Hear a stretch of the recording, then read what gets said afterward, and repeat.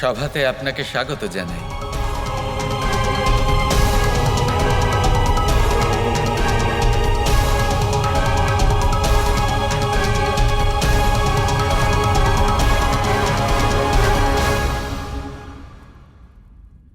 আজ আরম্ভ করা যাক ধনলক্ষ্মীকে দিয়ে।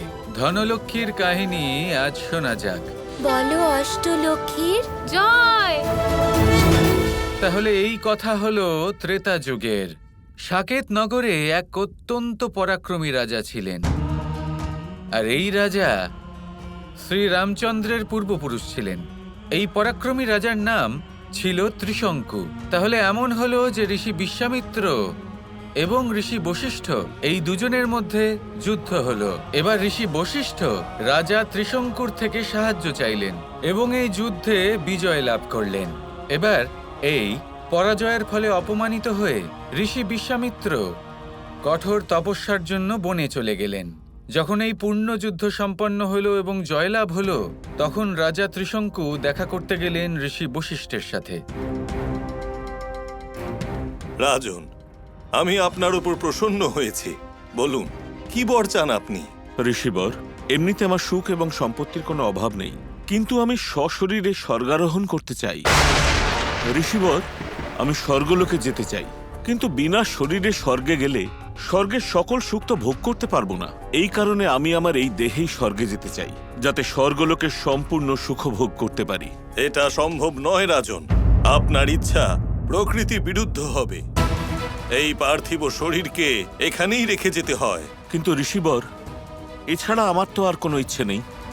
যেমন আপনার ইচ্ছা, কিন্তু আমি প্রকৃতির বিরুদ্ধে গিয়ে আপনাকে কোনো বর দিতে পারবো না।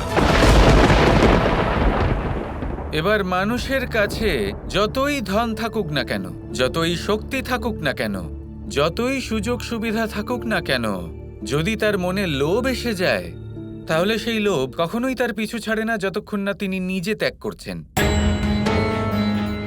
এবার রাজা ত্রিশঙ্কু লোভের বশে কি করলেন?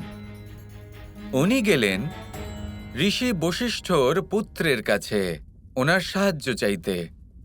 মুনিবর, আপনার পিতা আমায় কথা দিয়েছেন, কিন্তু বরদান দেননি, বরং রাগ করে চলে গেলেন। এবার আপনি তো কিছু করুন, আমার সশরীরে স্বর্গে যাওয়ার ইচ্ছা তো পূর্ণ করুন।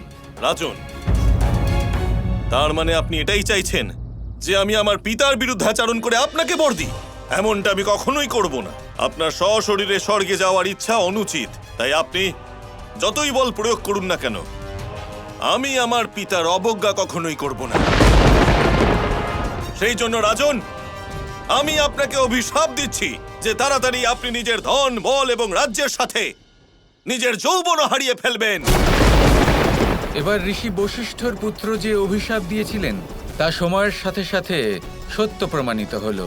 যত সময় এগোতে থাকলো, রাজা ত্রিশঙ্কু নিজের বল হারালেন, নিজের রাজ্য হারালেন, নিজের সম্পত্তি হারিয়ে ফেললেন, বৃদ্ধ হয়ে গেলেন।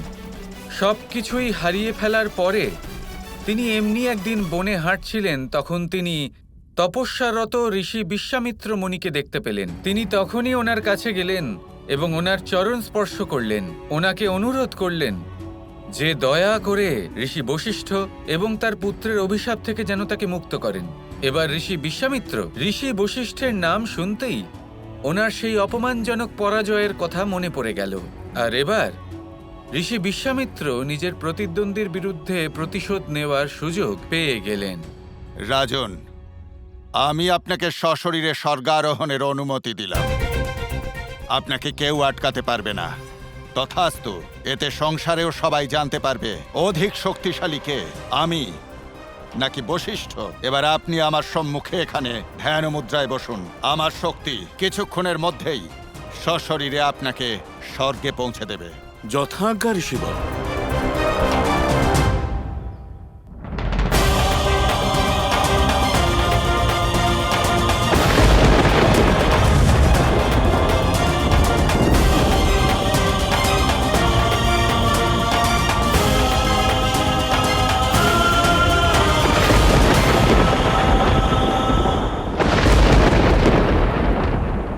ত্রাহিমাম, ত্রাহিমাম, রক্ষা করুন মহাদেব, এই অনর্থ বন্ধ করুন আপনি।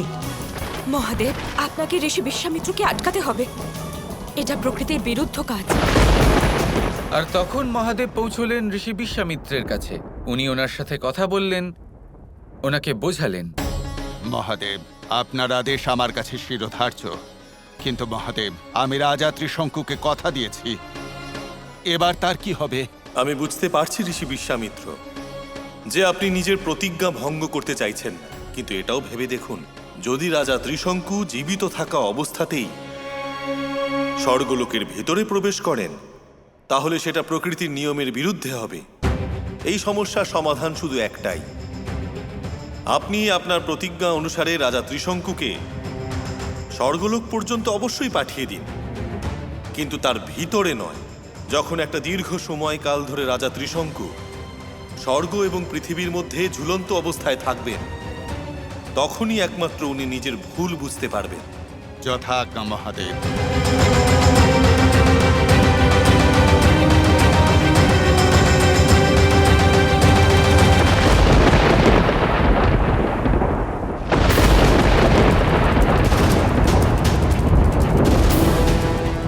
এবার যিনি লোভী হন এবং নিজের লোভ সংবরণ করতে পারেন না, তার সাথে ঠিক এমনই কিছু হয় যা রাজা ত্রিশঙ্কুর সাথে হয়েছিল। না স্বর্গে উনি স্থান পেলেন, আর নিজের স্থান তো উনি আগেই হারিয়ে ফেলেছিলেন। ঠিক এরকমই হয়েছিল রাজা ত্রিশঙ্কুর সাথে। কিন্তু শ্রীকৃষ্ণ, রাজা ত্রিশঙ্কুর স্বর্গপ্রাপ্তি হয়েছিল তো? অবশ্যই পেয়েছিলেন, কিন্তু তাতে কি লাভ? উনি স্বর্গে পৌঁছলেন না, উনি মাঝপথে আটকে রইলেন, তাও আবার উল্টো হয়ে। এমন স্বর্গ কি কেউ পেতে চাইবেন? এই সব কিছুই হয় লোভের কারণে। যে মানুষ লোভ করতে থাকেন, তিনি এইভাবেই কোনো কিছুই লাভ করতে পারেন না। বরদানের অপপ্রয়োগ করলে সেটাও অভিশাপে পরিণত হয়। স্বর্গের সুখ আসলে কি কৃষ্ণ? এই স্বর্গের সুখ আসলে ধন সম্পত্তি কিছুই নয়, তা হলো পরম শান্তি। মানুষ যখন এই দেহ ত্যাগ করেন, তখন নিশ্চিত রূপে কোনো ধন, সুখ, স্বাচ্ছন্দ্যের দ্বারা শান্তি লাভ করেন না। যদি আজকের সময়ের কথা বলি, তাহলে প্রত্যেক মানুষ যারা পৃথিবী লোকে আছেন, তার কাছে আসল ধন সম্পত্তি শুধুমাত্র তার পরিবার এবং তার ভালোবাসা। আর যে ব্যক্তি ধনলক্ষ্মীর আসল অর্থটা বুঝতে পারেন, নিশ্চিত রূপে তিনি এই জীবনে তার পরিবারের ভালোবাসা লাভ করেন, প্রিয়জনদের ভালোবাসা লাভ করেন, আর কখনো তার জীবনে তার পরিবারে দারিদ্র্যের বসবাস হয় না।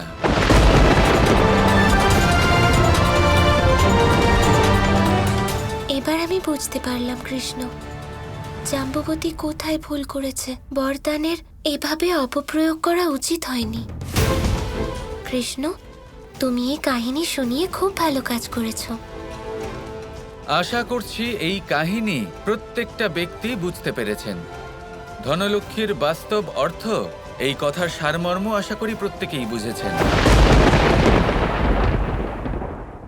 কাহিনী না হয় সবাই শুনল, কিন্তু আমার প্রভাবে এই কাহিনী কেউ বুঝতে পারবে না কৃষ্ণ।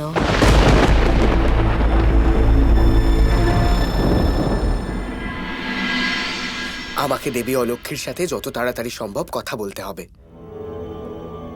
এখানে এত ঘন অন্ধকার ছেয়ে আছে কেন?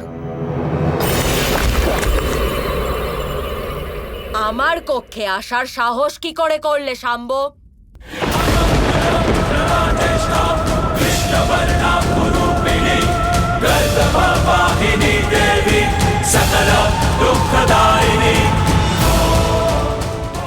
যখন আমার তোমার কোনো সাহায্যের প্রয়োজন পড়বে, তখন আমি তোমাকে নিজেই ডেকে নেব। আমি তো শুধু আপনাকে এটাই বলতে এসেছিলাম যে যেরকম ভাবে বাবা সবাইকে সাহায্য করছেন, তাতে তো এটাই বোঝা যাচ্ছে যে বাবা দ্বারকাবাসীদের উপর আপনার কুপ্রভাব পড়তে দেবেন না। আমার কি করা উচিত আর কি নয় সেটা আমার খুব ভালো করে জানা আছে শাম্ব। আর আমি তো এটাই চাই যে কৃষ্ণ আমার বিরুদ্ধে চেষ্টা করতে থাকুক। কি এসব কি বলছেন আপনি? যদি বাবা সাহায্য করেন, তাহলে তো আপনার চেষ্টা ব্যর্থ হয়ে যেতে পারে। কৃষ্ণ কৃষ্ণ কৃষ্ণ কৃষ্ণ